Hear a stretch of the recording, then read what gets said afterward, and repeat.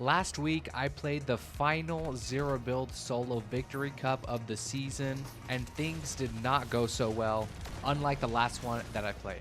I have found 5 simple mistakes that I made in the tournament that made it so I didn't qualify this time, and I wanted to share them with you so that you guys can avoid them in your next one. If you guys go on to enjoy the video, please like the video, subscribe, and comment something down below, and make sure to watch to the end so that you don't miss out on any of the mistakes. For mistake number 1, I will be talking about mastering your drop spot wherever it may be on the map. Most of us, including myself, have not fully mastered these areas, and what I mean by that is not knowing every single chest spawn, knowing how to drop there to be the first one landing, and being familiar with the surrounding areas. It's crucial to fully understand all of these things when picking a drop spot, because if you're being contested, you need to be the first one with the weapon so you get the instant advantage. Dying off spawn does you literally nothing for these tournaments, but it is so easy to do, especially if you choose to land at a heavy contested area. You have just got to be the first one landing there. If you guys want help with this, there is a great website called Fortnite.gg. I will leave a link to it in the description down below. This will show you every single location, all the chests that are there, all the ammo boxes, and basically everything you need in order to understand this location like the back of your hand. It really sucks when you're trying to land somewhere in your typical drop spot and someone beats you by a few seconds, and this can mess everything up. Either you die immediately off spawn, or you're forced to land somewhere else, and then you don't know the area very well, you have horrible loot, and then you run into a team a few minutes later and die immediately, and you're just wasting a lot more time at that point. Now, there will be games where you do die off spawn, and that's okay. You have enough matches to where you can do this 1 or 2 times, but if this is consistently happening, the likelihood of you qualifying just goes down the drain, and it's pretty unfortunate and very frustrating, which is why if you master your drop spots, you will see a huge improvement in your tournament placements. This is probably the hardest thing to do out of these mistakes that I'm pointing out in this video, but I know that if you take the time and the energy, you will be all the better for it. Let's move into mistake number 2. I think that players get too easily distracted, whether it's from other people or their phones. It's very easy just to lose focus when you're playing these tournaments. If you are able to remain focused and stay locked in, I promise you that you will play better. Some of the best players in the world of Fortnite are just super aware of their surroundings. It's very easy to miss small little things, whether there's someone in the distance that's rotating and you don't see them because you're too focused on something else, or not paying attention to how fast the zone is moving. And the list can go on and on for all the distractions that can happen when playing a Fortnite match. So that's why if you really want to do these tournaments, you need to be focused the entire time. This also applies to times in between matches. If you need a small break, don't go on your phone and scroll on TikTok. What you need to do is probably go wash your hands, drink some water, maybe stretch a little bit, and then get locked in once more. Being distracted was one of the main reasons why I didn't do so well in the last solo Victory Cup.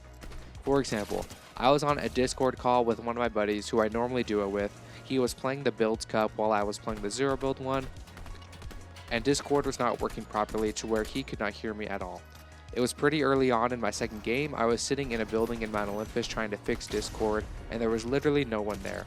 I had the whole POI to myself. I decided to fix Discord rather than looting, which left me scuffed for the endgame. I had 0 bunkers, horrible loot, and everyone else was at such a better advantage than me for the endgame, so I didn't get too many placement points. If I were to do it again, I would have waited till the end of the match to go and fix Discord rather than doing it mid-game, because being distracted like that made it to where I didn't qualify this time, and it was really frustrating.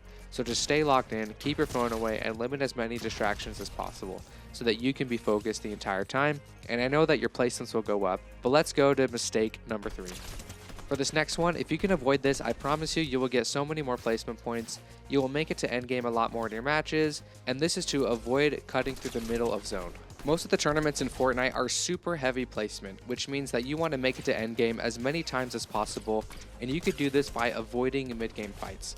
Instead of going straight through the middle, what you need to do is go to the edge of zone and follow it until you hit dead side. This will be the least congested spot of the map where you are least likely to run into any players, and then everyone that is cutting through the middle making this mistake are forced to fight other players, use all of their movement to get away, or just go down fighting.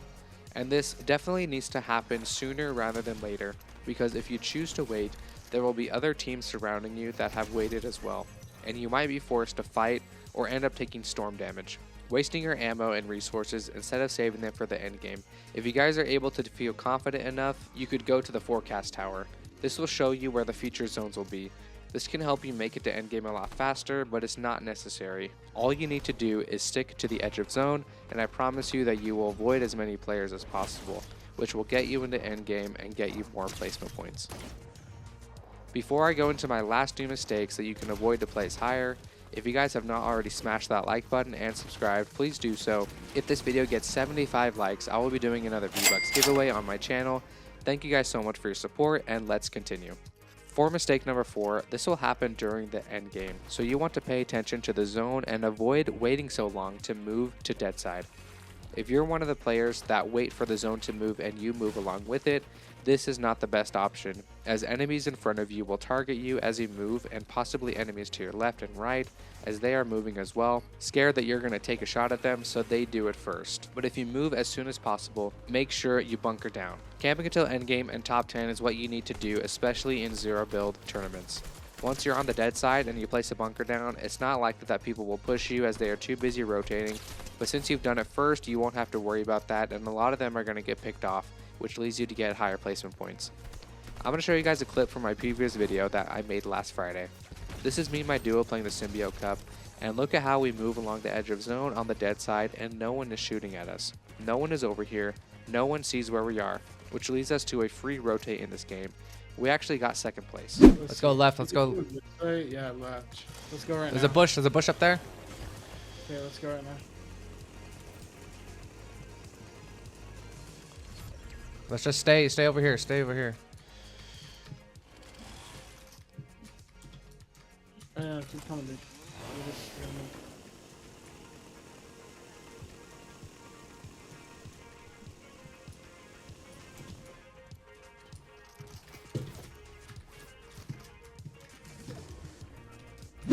For mistake number 5, this is probably the easiest one to avoid in my opinion, and is to avoid the mindset that you need high elimination games to qualify in these tournaments.